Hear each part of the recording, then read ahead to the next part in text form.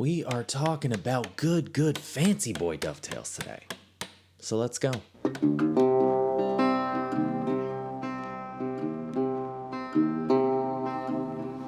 Alright, so I am at the beginning, or the quasi-beginning, of a new project. And if I've said it once, I've said it 100 times. The most important component for me in my creative practice is grain selection. It changes the whole way you approach the piece. So what I've got here are all of my components that have been resawn out of a single slab in order to get some measure of grain uniformity and a good deal of color uniformity, because when you use standard dimensional lumber, you never know what tree those pieces are coming from, and they may be mixed and matched. And that might be all right for any given project, but for kind of a delicate little object like this cabinet's going to be, I think having that grain and color matching is a really important component of a well-designed object. Now, going through the rough milling process very quickly, and as much as I love this 12-inch Grizzly planer, there's one big gripe I have with it. The dust collection is pretty terrible. It's really bad, actually, now that I say it, but it's fine. Here we are. This is where we're living life. But now that I have all of my components measured and marked, I can give myself a reference edge, meaning I take a straight edge, I lay it across a single grain line or as close as I can get it to that, and measure and mark all of my components from there.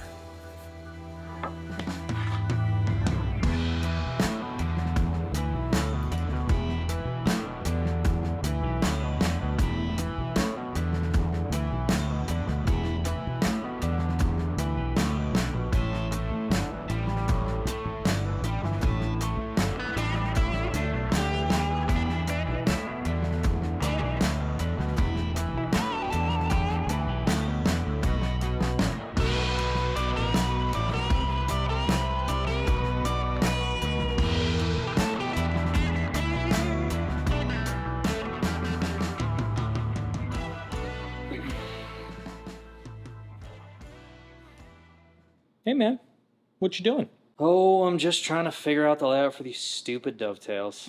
Just need to take my mind off it for a few minutes till I figure it out. Yeah, for sure. I mean, who hasn't been there, am I right? What you playing? Raid Shadow Legends? Wait, what? Bro, you raid? Bro, you raid? How are you not part of my clan? Bro, whatever. Let's raid already, man.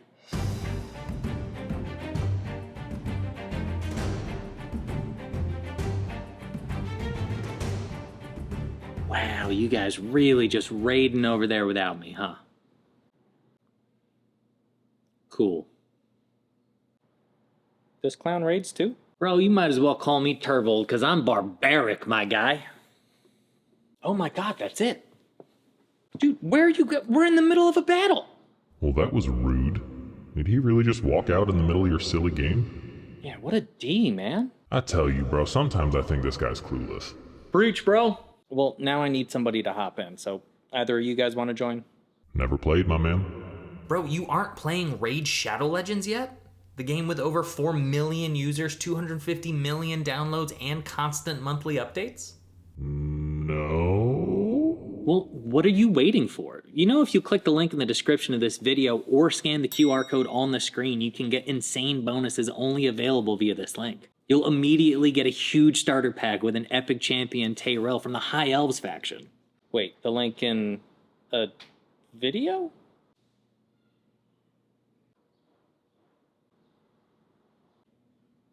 What's he doing over there anyway?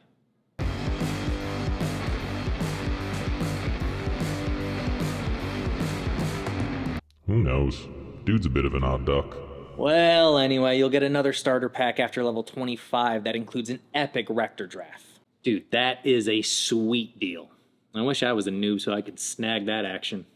First of all, what does that even mean? Second, both new and existing players can get free silver and more by using the promo code SPRINGHUNT24, so you totes can get in on the sweet deals.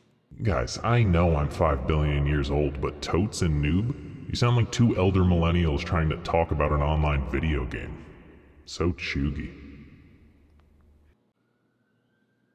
No, I heard it.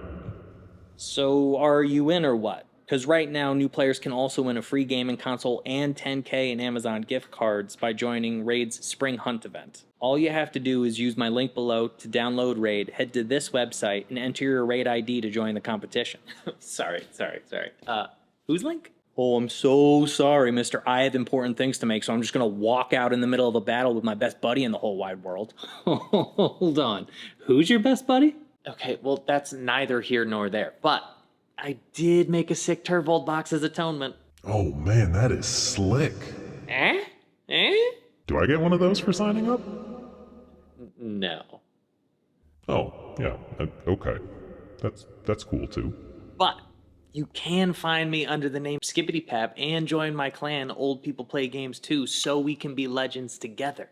All right, my dudes, let's do this. Leroy Jenkins! Wait, what the?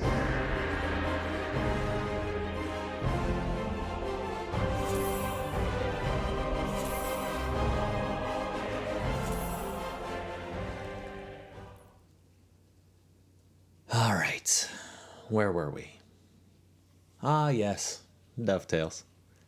Now, if you've been watching my videos for any length of time, or if you've seen my videos on dovetails in the past, you probably already know that I don't like stagnant patterns, meaning that I don't like the same width of tail and width of pin repeating throughout the entirety of the piece, because it just feels kind of boring and mass-produced. Now, we're not going to get into the design philosophy behind this build just yet, but what I wanted to do was to try to incorporate some of the elements in the box into the layout of the dovetails in order to give it a little bit of flavor. So I did a couple of sample pieces, and I came across a problem. All right, a brief design note on the layout of these dovetails. Now, this is eventually going to be the top corner of a cabinet.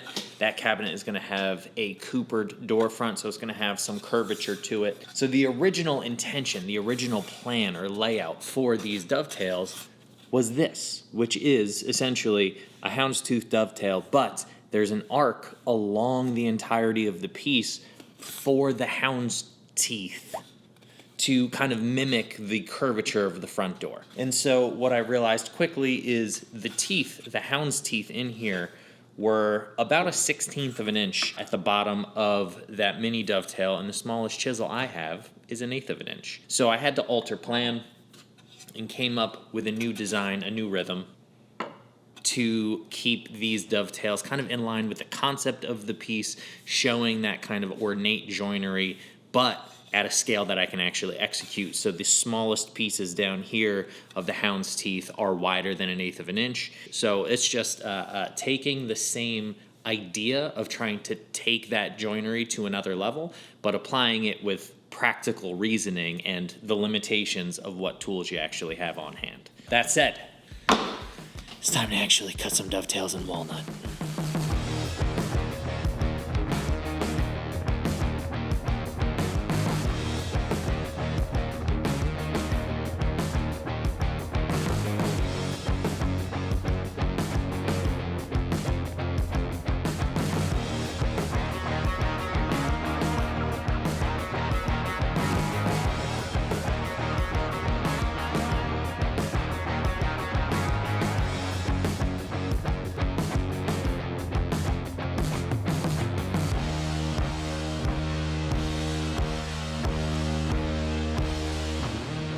You just bandsaw these all the way, and you're just hand cutting these ones, or you're Yeah, I hand gotta sawing hand these cut ones. those. Yeah. Mostly because I want them to be finer. Sure. So, yeah, I think the end of the pin needs to be finer on these guys than it does on these guys. Yeah. Yeah. That's the main reason. Man, oh man. I know. Now, some of you may be asking the exact same question that Larissa just asked me, which is to say, Eric, if you're going to cut these tails on the bandsaw, what's the point of breaking out the handsaw for the hound's teeth? And that is a fair question. The reality is, I want the pins on the main tails to be refined, but not so thin that they give you this sense of unease like they're going to break. So I'm using somewhere in the range of a 32nd to a 16th, which is roughly the kerf of a bandsaw blade. Now, the hound's teeth need to have a very refined feel to them, so those pins taper out to nothing. They are the thickness of my Japanese pull saw, which is, I don't know what that is. It's a 1/4 of a mil, like it's nothing. So that's the reason for using both techniques. They're giving me different looks, and they're helping me to refine the aesthetic of these dovetails.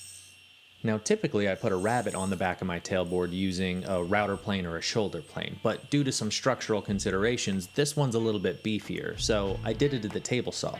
But now with my tailboard rabbeted and ready to go, it's time to lay out my pinboard.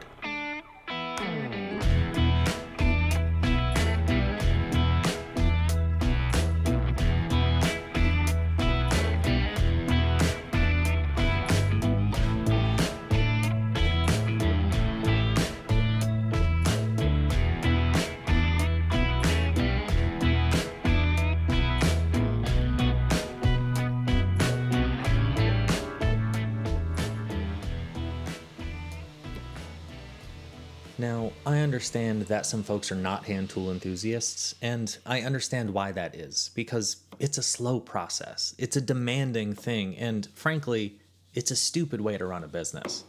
It's not efficient, it doesn't help you get to the end goal, which is to, say, get the object out the door, make your bottom line, and pay your mortgage. But my goal has never been to be the best business person that I can be. My goal is and will remain to make the best objects that I can make. So while it's not the most efficient method out there, hand tools do give me a breadth of creative freedom, so I'm going to continue to use them.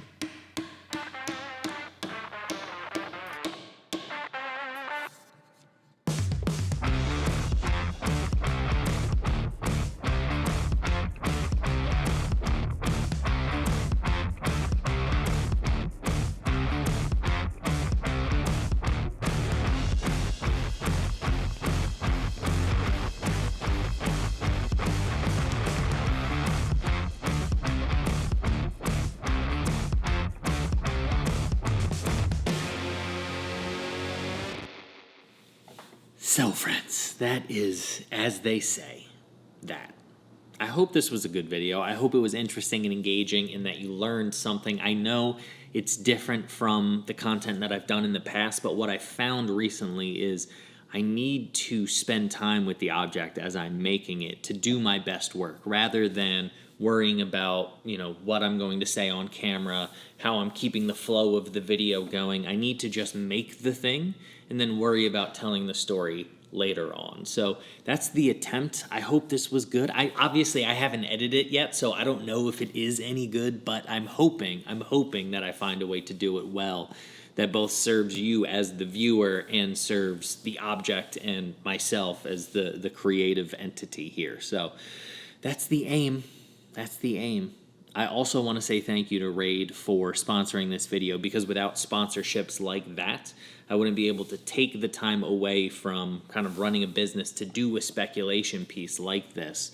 That's going to go into a gallery and risk not being sold. So thanks to them, and thanks to you for supporting me. If you want to support me in another way, you can go over to Patreon and see ad-free versions of the videos over there, and just to continue to support me as a woodworker in order to try to make interesting and engaging objects and videos about those objects for you all.